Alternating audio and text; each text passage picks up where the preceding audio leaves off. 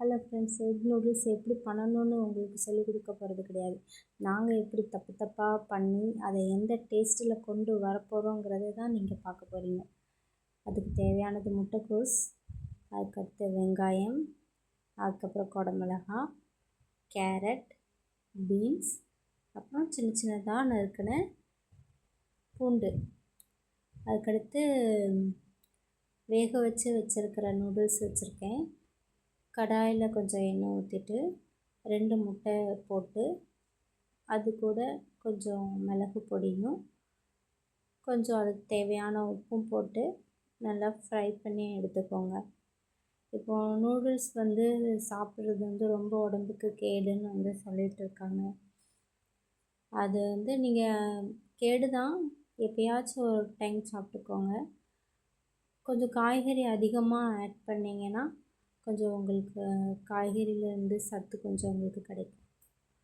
அப்புறம் ஃப்ரை பண்ண எக்கு தனியாக எடுத்து வச்சுட்டு அதே கடாயில் இன்னும் கொஞ்சம் எண்ணெய் ஊற்றிட்டு பூண்டும் வெங்காயமும் பொடிசாக நறுக்கி வச்சுருக்கிறது அது கூட சேர்த்து நல்லா ஃப்ரை பண்ணிக்கோங்க.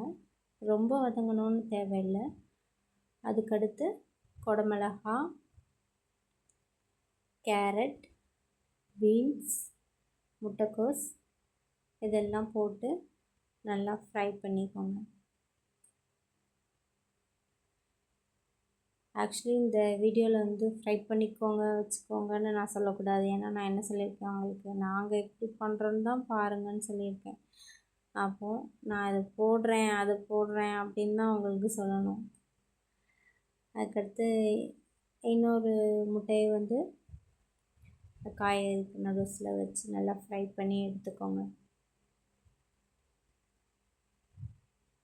இது எங்களோட ஃபர்ஸ்ட் வீடியோ. நிறைய சொதப்பல்கள் இருக்கும் இந்த வீடியோவில். பார்க்கலாம் நாங்கள் எவ்வளோ தூரத்துக்கு ட்ராவல் பண்ண போகிறோம்.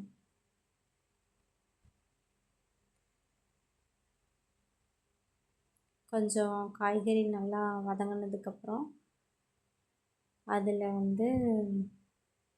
எங்ககிட்ட சிக்கன் மசாலா தான் இருக்குது. நாங்கள் நூடுல்ஸ் மசாலாவை ஆட் பண்ணல. சிக்கன் மசாலாவும் கொஞ்சம் வத்தப்பொடியும் சேர்த்து அதில் ஆட் பண்ணி நல்லா கிண்டி விட்டுட்டு ஆல்ரெடி நம்ம ஃப்ரை பண்ணி வச்சுருக்கிற எக்கையும் இதோடு ஆட் பண்ணிக்கிட்டு நல்லா ஃப்ரை பண்ணி எடுத்துட்டு வேக வச்சுருக்கிற நூடுல்ஸை இதில் ஆட் பண்ணணும். நாங்கள் பாத்திரம் சின்னதாக எடுத்துட்டோம். எங்களுக்கு தெரியாது நிறையா எக்ஸ்ட்ரா வரும் அப்படிங்கிறது.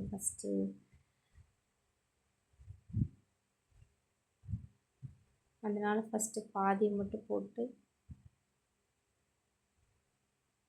கிண்டிக்கிறேன்.